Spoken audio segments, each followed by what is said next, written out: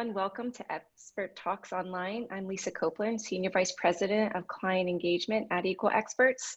This evening is the second session in our summer series where we'll be covering a diverse range of topics. Tonight, we'll explore the differences between security testing and why it matters. We'll talk about dynamic and static testing and learn how interactive application testing is innovating the market.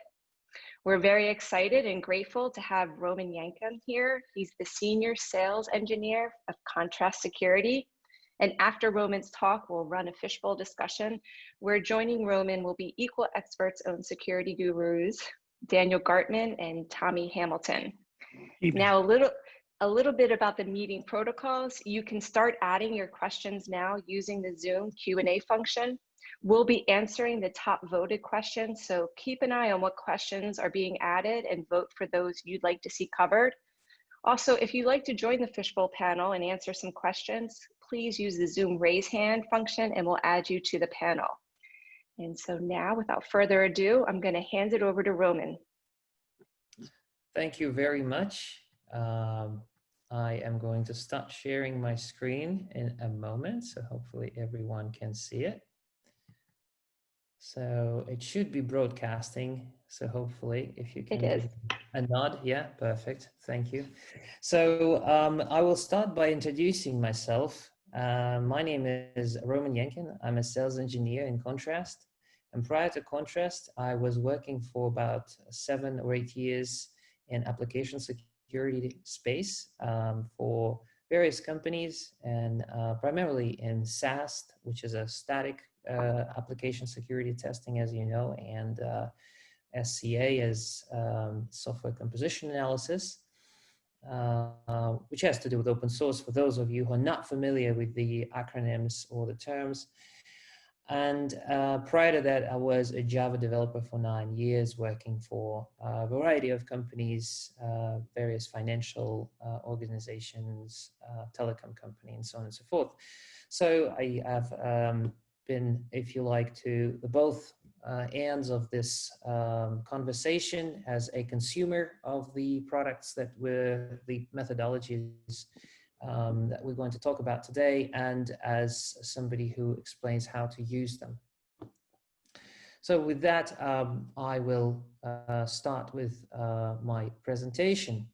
And I believe it would be fair if we start with the very beginning and talk about the products or or acronyms, or if you like, the methodologies, the methodologies that initially come to mind when we talk about application security. So the first two acronyms, SAST and DAST, are the first two things that come to mind, and those have been around since the days of waterfall, and so for example, the SAST part has an extensive language support, and it works by creating synthetic models of how the code should execute. As you can imagine, this can be very time consuming and results in a lot of false positives. Even when it finds what it thinks is a vulnerability, it doesn't show always the route into the application. So you don't know where you're vulnerable. If we talk about the DAST, or Dynamic Application Security Testing, tries to play the role of the attacker and sends payloads into your app. It gets tripped up, though, a lot by things like authentication, and especially bad with APIs. And remember that DAST can only spot a vulnerability if it's clever enough to exploit it. At this point, I want to layer on the things that I hear people care about from a security perspective. Security care about coverage. And people want to give the application a clean, or generate a clean bill of materials. And developers care about releasing the product. They want something which is easy to use, fast, and provides good advice. So let's consider the following two tools. The tool one on the left might be the obvious choice. And maybe just to kind of explain the legend here. So the green color represents true findings, the blue false positives, and red false negatives. So the security team can be excited by the coverage, but very quickly developers start to realize that over a third of results are incorrect. Developers' trust here is destroyed, and security revert back to triaging hundreds and sometimes thousands of vulnerabilities on their own. Alternatively, obviously, you may find that some companies offer an equivalent of professional services, but then you're stuck in a sort of vicious circle of trying to get your work prioritized, because you're obviously not the only one in the pipeline of the security vendor providing the professional services. So while this approach or this product on the left might work for some, the problem is it does not scale. It does not fit with our current rate of software production. And therefore, you might want to consider what else is there. So let's consider tool number two. In this example, you see that it provides you with more accurate results. The development team trusts the results and can be self-sufficient in that regard in their approach to remediate the issues. Focus on finding a way to find the missing issues might result in more resilience of your development team. And effectively, what happens as a result of this, you might even increase your test coverage, right? Because you will have more time, your developers will have more time to spend on, rather than triaging results, on adding tests. And this entire approach is essentially much better than constantly finding and spending time on fighting mediocre results. So let's continue on to how the IAST actually works. Here we have a simple web application, which I have a representation on the left that submits a result, that submits a certain payload in what you see as a gray box with a bunch of green dots. And on the right side, there's a select statement, which represents the call to a database. Effectively, the gray box in the middle is instrumented application. The green dots are injected IAST sensors or instrumented function calls. For those of you who are not familiar with the word instrumentation, what we mean by this is the technology we use is agent-based, and the agent is running alongside your application, and as such, it's running in it, if you like, and it can see the memory, it can see all the calls that are being performed, and will submit this information to the server, whereby, well, actually doing all the work. So the server will only receive this information and will allow you to oversee the results, will allow you to manage the results, and so on and so forth. So all the work is performed by the agent. The benefit of this approach is that we obviously can operate on real data. We no longer have to guess which path the code takes. As you can imagine, majority of today's languages are dynamic. And as such, they provide a great deal of variety of different ways that the application can be executed. And hence, if you're really using the static analysis, the algorithms behind the static products can be only so good, so they can guess how the code executes, but they may not be certain, or they are likely not 100% certain as to the exact path. The other thing is that there's plenty of ways you can trick certain things into. So, for example, if you, you could imagine that if you submit such and such payload, it may be okay, but then the payload can be encrypted, the payload can be obfuscated, and a lot of times the data that travels through application is difficult to identify from the static point of view. Having a sensor or agent that runs alongside the application solves this task. So let's have a look at some of the benefits that the IAST approach provides. So as it comes to the inspection, and appreciate that you can read from the screen, but the IAST approach is different as it does not require scanning. No scan takes place. Usually with SAST and DAST, you require a high level of expertise in place. This will be either your own people who will be triaging the results, or will be hired resources, external resources, right? With IAST, effectively, because the quality of the results are very high, and for example, for the OWASP Top 10 WebGoat application, if you are familiar with one, we score 100%, so we find all the vulnerabilities accurately. So you don't need any external resources. In terms of coverage, you never know with SAST.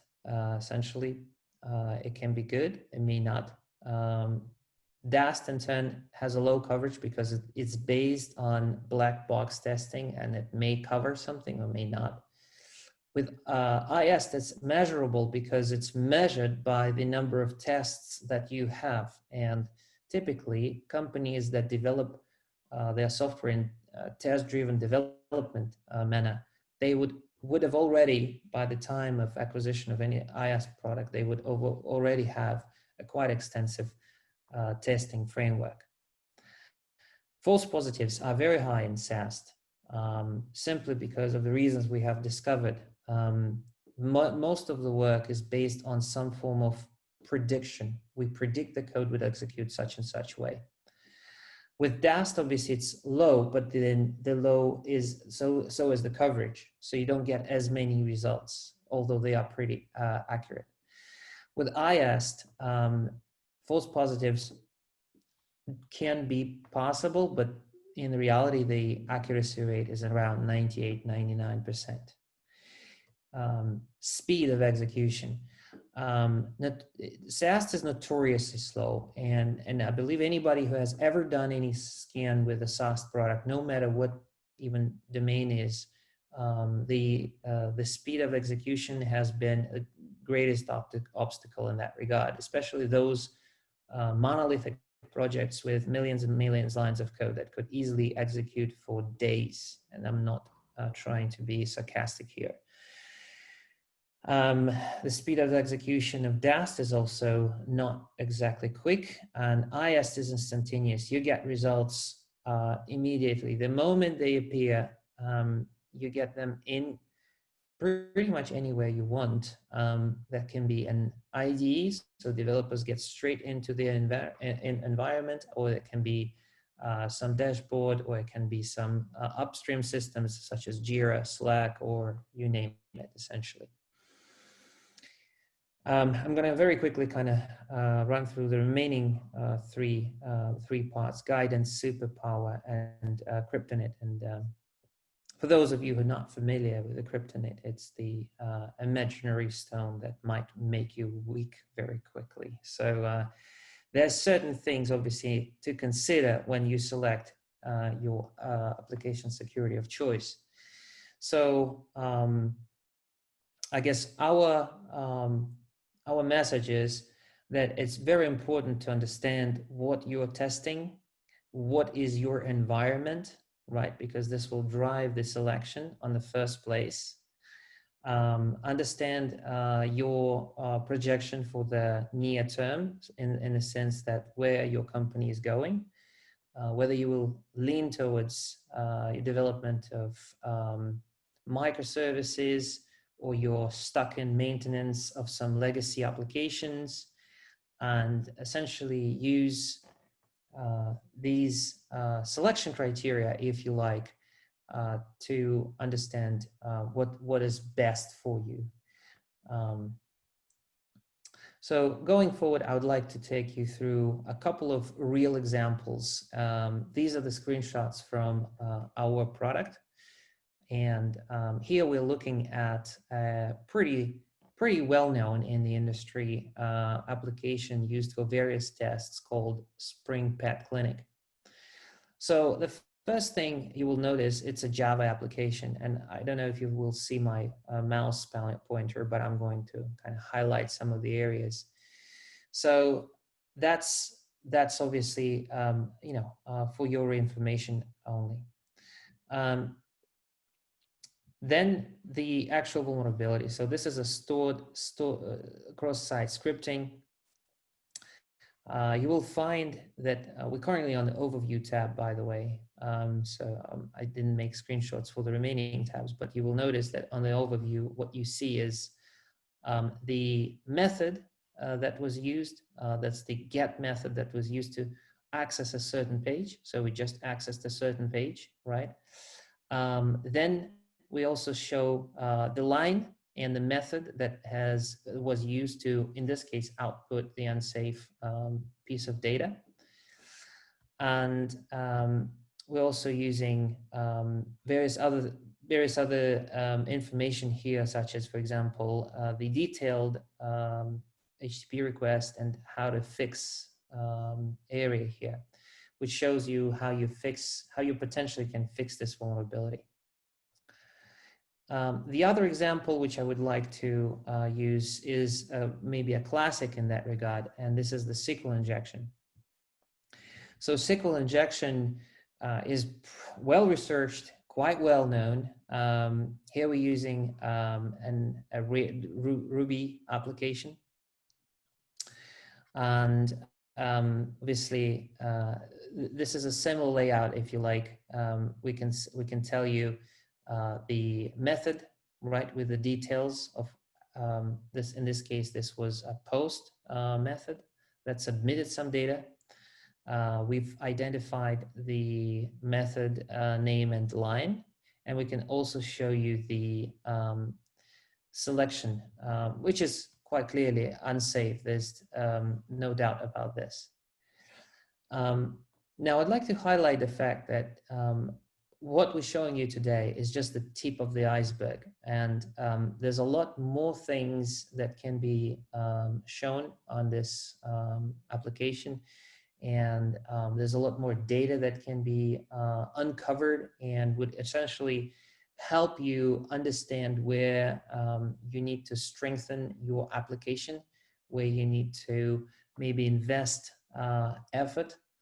I believe that me personally, as I've worked in various industries in the past, I can tell that the benefit of this approach is its most obvious one. It's operation within the application itself, within the memory. It allows us to see not just the state of the application, but also all the moving parts. So we can see what libraries you're using, what classes you're executing, and eventually provide you a great deal of insight into what's happening in your application.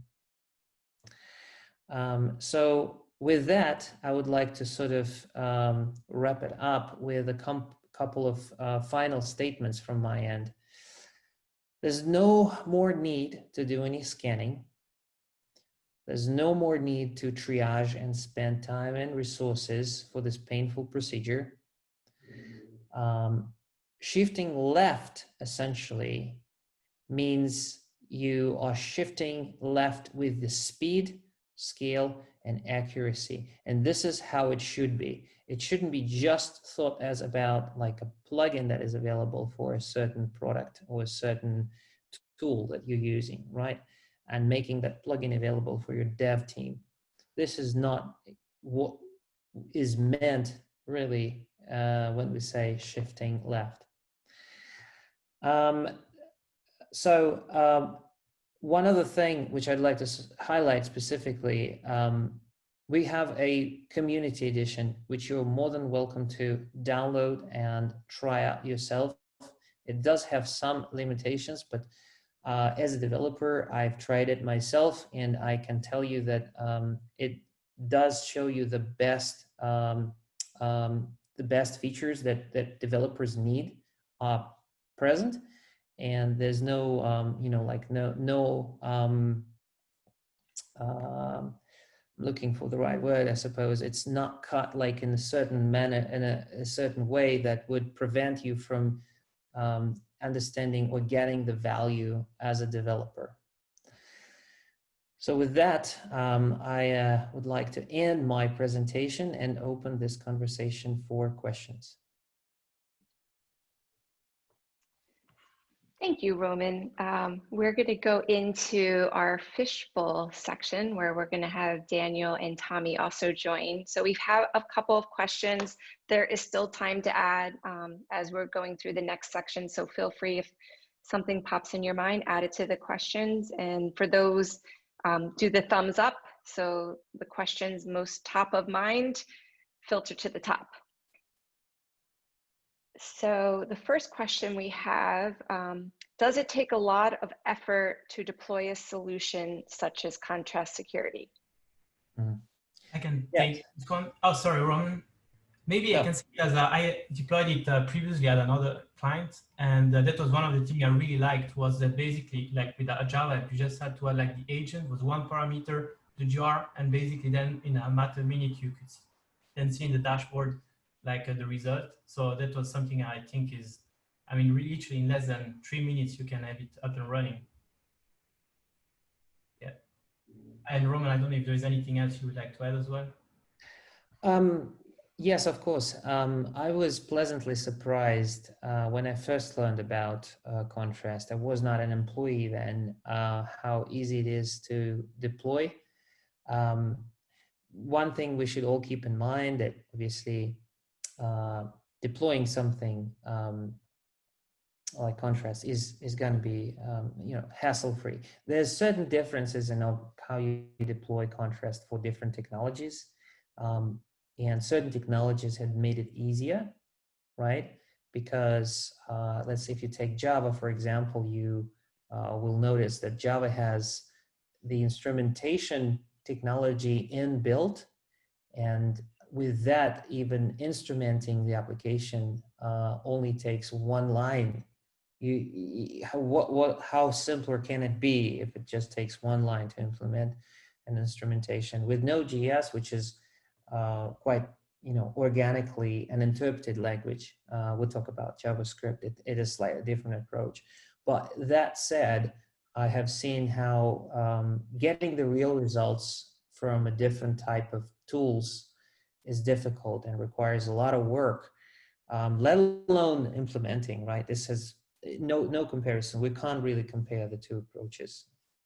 Could I jump in there, Roman? I think for me, you've nailed it towards the end of that last sentence there, that generally speaking, throughout the whole suite of tools that are available, going back to SAST and DAST and all of them as a collective, I think we've all succumbed to the clickbaity type brochureware and the beauty of these products over the years that have been sold as these utopian, will fix your world, and the endless number of blogs that talk about this stuff. And it's easy to fall into that trap of thinking that just by doing next finish, you're going to magically get all of these wonderful things just out of the box and it just be really easy. And really, once you've done the deployment, as it were, all the hard work's ahead of you. And regardless of which tool, there needs to be an investment in time and effort, mostly mentally by people who are going to look at the results, to get experience of understanding what these things are, how to then take it to the next stage. I don't know about anyone else on this call has been in that weird and wonderful situation where you have a whole load of results. From a high level, they make sense. So like you might get a SQL injection type result or a CVE to do that relates to something that you recognize. And then you go on an endless trail of trying to work out how exploitable it is. What does it really mean? Are you actually vulnerable? It's actually really, really hard work. And so not a criticism of your product against any others, that they all have that same problem, that you have to invest some time into understand what it is you're looking at, and not to fall for that trap of thinking that it will all just work by magic, and that you will have to put a huge amount of effort in. But hopefully the effort is not in the part of the process, what you described, which is getting that thing out there working and actually doing some real stuff. The effort comes afterwards when you're trying to, correlate the results with something real world. So that's all I would say on that. Thank you. There are no magic here, even though we talked about superpowers and kryptonite, right? We're dealing in real world security. On to the next question from Gerald. Is the instrumentation language specific? Yes. Yes, the answer is yes, it is language specific, because the nature of the technology is an agent based. So we need to support a certain language in order to instrument it. So I suppose it's a binary question. It is. Okay. And on to the next, we have from Tamez. What sort of resource overhead would this add to your application? Interesting. Yeah, this comes up frequently, and reality is it's negligible. It does add the time it takes to instrument application, but this takes half a minute on a startup. The subsequent calls essentially are maybe adding a couple of milliseconds to every call that is made. But then remember that this type of technology is typically used in development or QA environment. And as such, it is not as critical. And usually companies don't see the performance hit, which is negligible in its nature, as a concern. Thank you. Is IAST able to show you not only the sync location, line number, but rather the entire vulnerable path from source to a sync? It's a great question. There are ways that this can be achieved. Essentially, I find as a developer, what I find is I see a stack trace. And those for you who are unfamiliar with the term, that's basically the sequence of calls made up until the time the vulnerability is exploited. So it is, in a sense, a vulnerable path, because it tells you where essentially the problem has, well, it's kind of going back. It starts with where the problem had ended, and it goes back to where it originated from. So there can be edge cases depending on technology and depending, I suppose, on various other things like how specific program operates, which we can just very easily cross this border of very technical discussion and not so much. So there's just ways that this can be achieved. I suppose that will be my answer.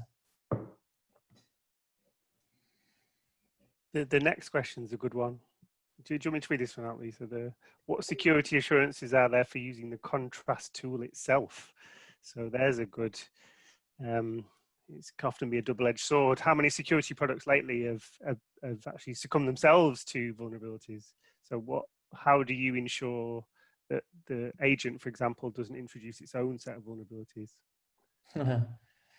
Well, a good point. Well, I may not be the best person to take these questions, to be honest with you, but it's like with anything. The thing is, well, number one, the thing that I believe that people can, should understand or take into consideration, you should have some way of you should have some way of invoking your application or using your application in order for the contrast or any IAST product per se to produce any sorts of results, because majority, not all, but majority of the IAST products on the market, what is known as passive. So they're not finding actively vulnerabilities. They're waiting inside your application for the application to start running, to start executing, and these function calls to start happening before it starts producing any results. So with that, the assurances, it's more of a question of, I think the question is kind of asking us, how can we how can we protect us better? Well, the reality is that various ways, as I mentioned, and there has existed various ways of protecting, but at what cost do you achieve a certain result, right? So how quickly can you get from 0 to 20%, and then from 20 to 80%, and from 80 to 100%? Usually the cost of using other approaches is much higher, and especially the time cost of things is much higher.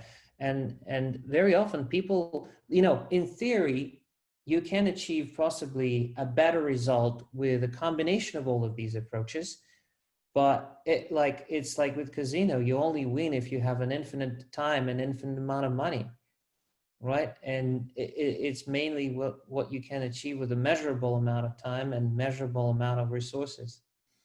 I guess if you reside in a risk-averse or like highly regulated environment, that particularly because some of these tools are quite new, you just make sure you do this type of stuff in the lower environments. I mean, obviously you've got the RASP, the runtime stuff that's of a similar vein that people like to run in their production environments and have sort of instant feedback, and that might suit some people, and they're quite happy to do that. But if not, then you segregate your environments and you do your testing where you feel most comfortable, and then that way you negate that risk of the actual thing itself. But I'm totally with you, Roman, that it's a risk-based approach. And I'm a piggyback question, equal experts, especially being in the field, are you seeing any type of transition of this type of interactive testing getting really sticky, or do you have to do a lot of education to the clients about the importance of it? Yeah, it's actually, it's mainly I shouldn't say that. I mean, I believe it's 50-50, to be completely honest with you, because we know, first off, security experts who closely monitor the field, they are aware of this, and they may not be using it yet, but they are at least aware of this.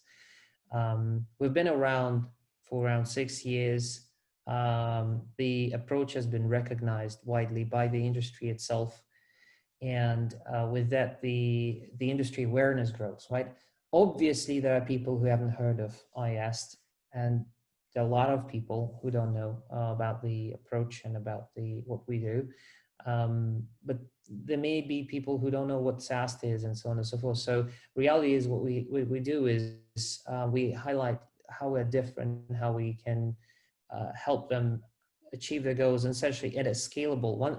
There's basically the two things that probably IAST, if anything you remember from this webinar, this would be that IAST allows you to scale your security, right? And it does not require any manual effort, right? It's extremely fast. It's the speed of getting the results is enormous, and deploying IAST solution is extremely easy. I would say, just through experience, that it's weirdly the case that even the older tools are not even employed on a semi-regular basis, and that it's actually hard work to get any type of security testing within embedded within the end-to-end, particularly in modern sort of pipelines and so on. It's still very much seen as a nice to have. It's always with good intention. People often buy the products and or they'll implement them in a half-baked way. So people like to use like the name brands like your Akinetics and your NetSparker, and they'll give it a go. And then all of those things that we discussed before about how actually hard it is to actually interpret those results seems to hit a lot of people in one go. Mm-hmm. And then they go, oh, wow, I didn't realize there was all this stuff. What we're going to do with all this information now? And it becomes almost like a burden. Mm-hmm. So then it's almost like a regret that they put this thing in. And it only makes it to the point where it's either run like manually or there's a subset of people that do it.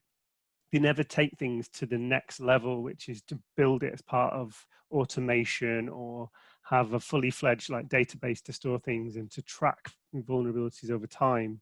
It always becomes something to do later. And so anything that can happen, and some of the stuff that Roman touched on before, where you take some of that pain away and you're only showing, particularly developers, because developers have got a day job to do. They don't want a list of 150 things to review when it's just frustrating to go through the same stuff just repeated over and over again, saying this is not relevant, we're not vulnerable to this. So if you can reduce that list down to a handful that actually has a meaningful response, then the take up might be greater. But it is funny how we're talking about the cutting edge stuff, the very latest, but many organizations don't even do the old school stuff, which is a real shame. Oh, thank you. Interesting. Can IAST help with finding vulnerabilities that aren't covered by tests? I'm thinking about exploiting a chain of scenarios that don't happen in any test or normal usage. Mm-hmm. Yeah. And this is also an easy question to answer because yes, of course. I didn't mention, but you don't need to attack application with any sorts of attack payload in order to find vulnerabilities with IAST. And as such, if you do normal testing, if you just normally use it in your QA environment, or in some cases, customers allocate, let's say 2, 3, or 5% of their production environment to the SAST product, which is in question, where they deploy our product in production, in order to cover those cases which aren't covered by the test suite, and for one reason or another I missed. These are the use cases when normal usage will provide you with results. Yeah.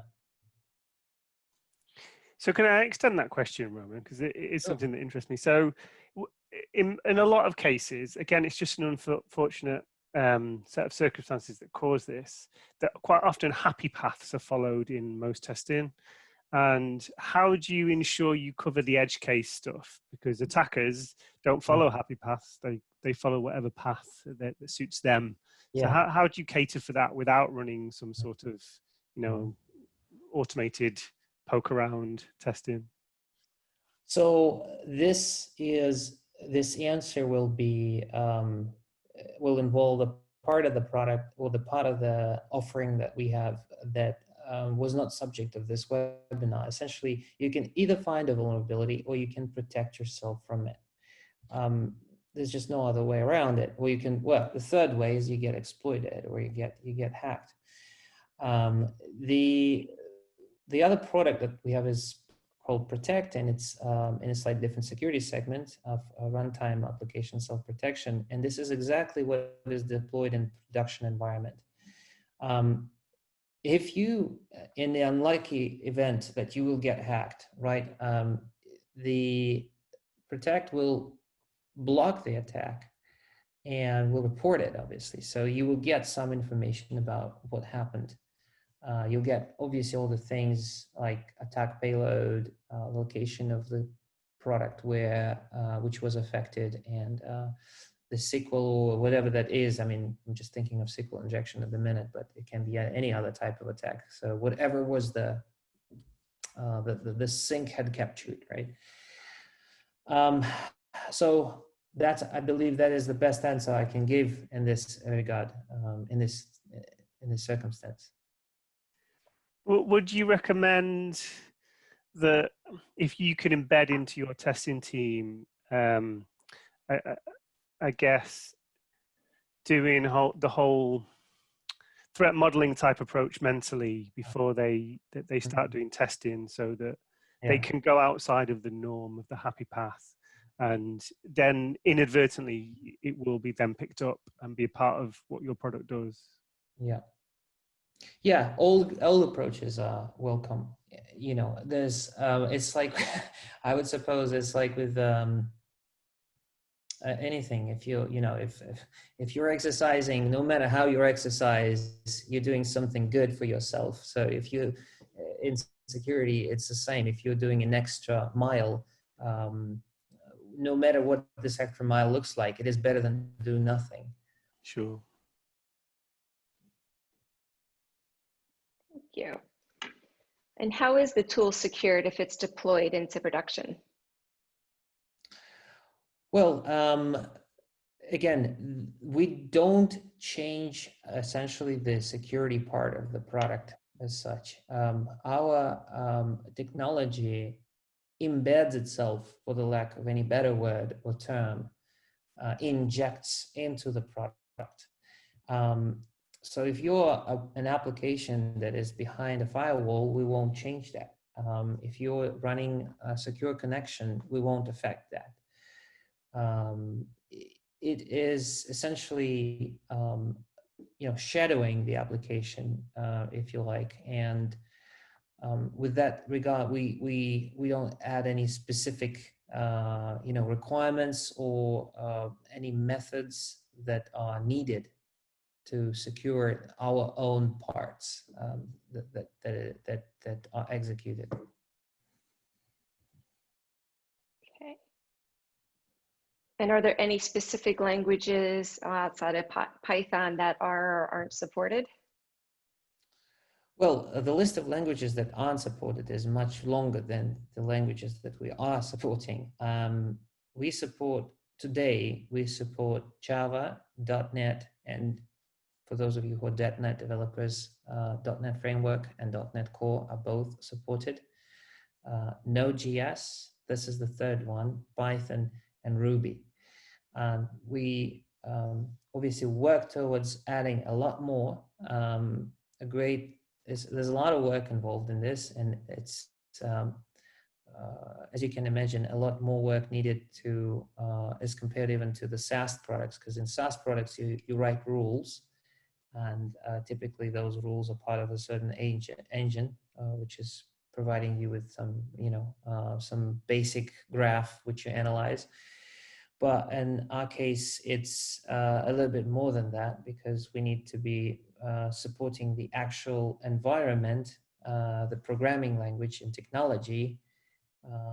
And so this list is very limited. And the other, I find it actually beneficial. Well, rather than go into a gray area, we support it, but only by so much, we either do it or not. So.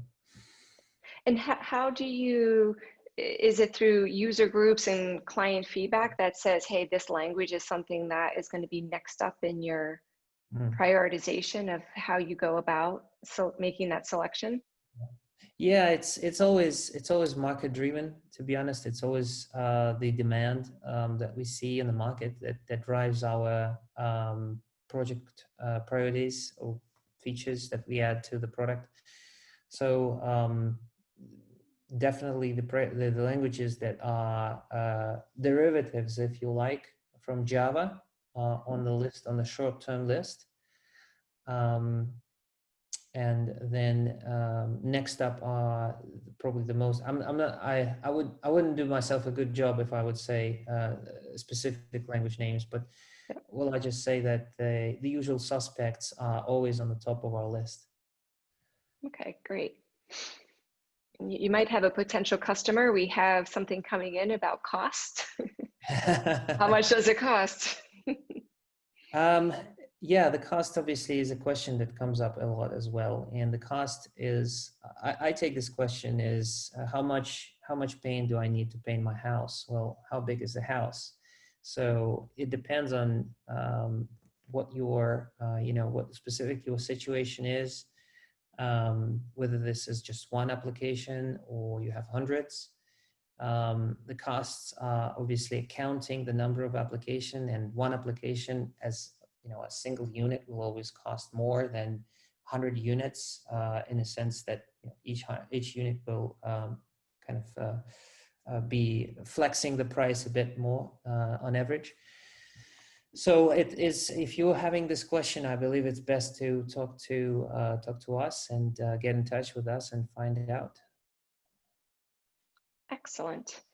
We had a few pre-webinar questions. The first one is, there's a need for security tools to be running in process with the application. This suits server-side apps well, but doesn't it leave a gap in the security coverage for front-end apps that are heavy on JavaScript, single-page apps, etc.?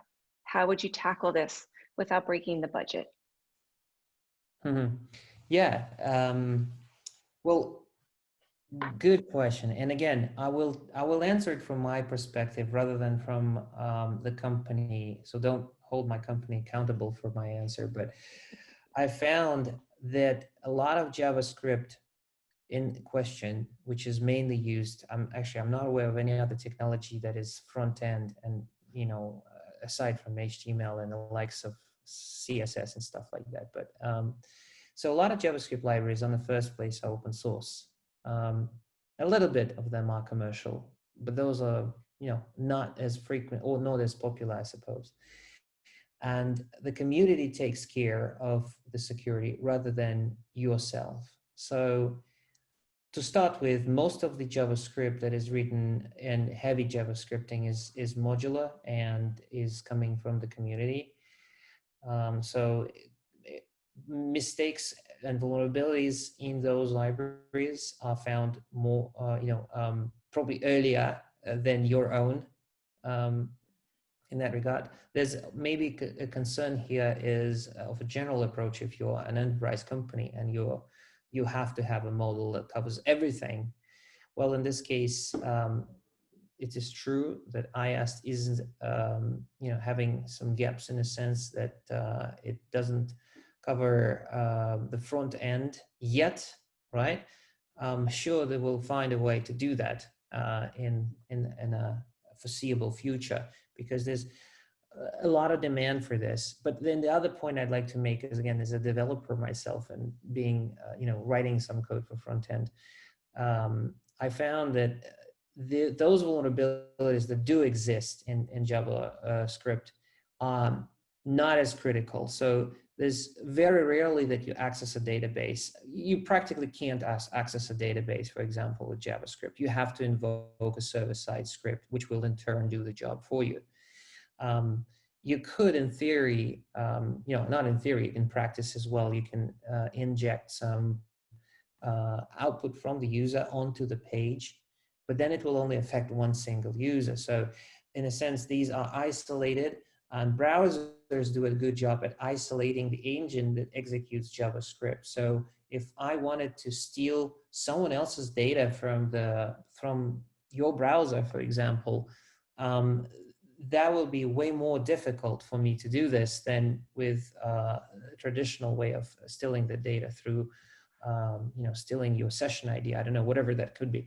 So in a sense, there's limited amount of paths for exploiting a front-end code. So that will come, but right now, it is what it is, I'm afraid. So a different slant on that. I'm not a developer, Roman, thank goodness. It's a burden I wouldn't want to have. But I have noticed a massive shift towards the likes of single-page applications that are very, very heavy applications in the sense that they do a lot of the grunt work. And you only have to look at things like how the Azure portal works these days and the amount of calls to endless numbers of APIs, making all sorts of calls. There were even SQL calls from the client. So again, I don't want to contradict what you said. Absolutely not. You're better placed. But we're seeing a lot more of that. Very heavy JavaScript, client-side applications, single page. I have a love-hate relationship with single page applications. They drive me mad. That the fact that you have to compensate for a back button is bonkers. But that's where everyone is shifting to. And it is a real problem in that certainly some of the older tools, that there's no way around that issue. You then have to do things like understand the APIs to a greater length and then test those with gusto, which again makes sense. But there's definitely a little bit of a niche that's happening there that doesn't seem to be filled right now. And I would guess that the next big thing, as it were, would be trying to fulfill that gap, because I don't see there being a change in the direction of flow. Maybe there is something as well. I mean, because definitely there's like the more and more shift like to single page applications. So, but if we look at like frameworks such as React or Angular, for instance, Angular has like strict contextual encoding, or React as well, output encodes everything. So basically, if you want to do like, if you are worried about DOM XSS or like server side as well, like reflected XSS and things like this, actually you really need to intentionally use a function where it's written insecure to render that like row out to the view. And I think if you I can see a lot of time, I mean, when I did review, and so I could see like a companies that, or like applications were written with vanilla JavaScript, where developer use like inner HTML and they write like untrusted data in and things like this. That's very easy then to have like to have like a XSS vulnerability. But if you use like modern frameworks such as React or Angular, I think a lot is taken care of. And that's what I would recommend, to use this type of framework, because they make it hard to make it to kind of make it to use the API in an insecure way. And as well as something I found actually with having, I mean, in the past I did quite a lot of ASP.NET server rendered application. I could see very often like there was much more complexity on the back end of the feeling, because you were kind of mixing the view rendering with some logic and like, and I found that a lot of vulnerabilities were there as well. And I have the feeling that with this shift of having some logic moving to the client, actually the API became like simple REST API, which are actually simple to review and as well to test. So I think it's, I think it's, when I review, I prefer like definitely this than server rendered apps. Yeah. Thank you. How does IAST deal with supply chain attacks? Right. Great question, to be honest. And I'll try to answer it as quickly as I can, because we know we are approaching the top of the hour here. So a supply chain can mean either you have several upstream sources or even downstream applications, and you're in the middle. And so in this regard, it will be down to the product managers to figure out the application security approach, so they secure all the chains in this. An example is I'm getting quotes from, I don't know, let's say Yahoo Finance, and I'm, what if I get some malicious attack from Yahoo Finance? Well, this will involve attacking Yahoo Finance in the first place, and then I get exploited. So it's, you have to do some due diligence and understand what are your inputs, and kind of figure out for yourself what could be the best strategy. The supply chain, on the other hand, can be the fact that you are using multiple libraries and from various sources, commercial, open source, and you name it, and you don't know what's inside those libraries. Well, the good news are that IAST approach allows us to see inside your application as a whole, rather than in particular your proprietary bits. So for us, it's irrelevant. When we are doing our instrumentation, we instrument everything, every single bit of your application. So even if this code is coming from Oracle or Microsoft, we will find a vulnerability and report it. The other question is, you may not be able to fix it because it's not your code, but at least you're aware of it. Okay. And does the contrast plan to support functional languages? Well, at some point, I suppose. Functional languages are a bit trickier than dynamic languages. And there's also, I hate to say it, but I mean, we need to prioritize some work which has, I suppose, which gives people more trouble. And this work has to do with those languages that's primarily used in those applications used in, you know, what our general world is mainly using, right? So whether you name an app or a certain platform, these type of languages that are used there, right? So very frequently, these are, like I mentioned, the usual suspect, Java, .NET, and you name them. There's some, you know, modern technologies out there that are capturing the market. And this is what we need to focus on. We need to kind of secure the most frequently used languages in the first place to help people use their applications in a more secure way. Well, thank you. I think we are out of time. We have the one pending question that came from our network, so we can work behind the scenes and get that answered and shared out. Thank you, Roman, Daniel, and Tommy. It's been a great discussion. We invite everyone here to join next week, our summer series. We'll move on to machine learning, this machine learning business with machine learning expert Paul Brabin, where we will explore what is machine learning, how does it work, can I use it, should I use it? So it should be an interesting conversation. We will send out this recorded version in the next couple of days, and we really appreciate your visit with us, Roman. Thank you. Pleasure. Thank you very much. Cheers, guys. Thank you. Thank you. Thanks.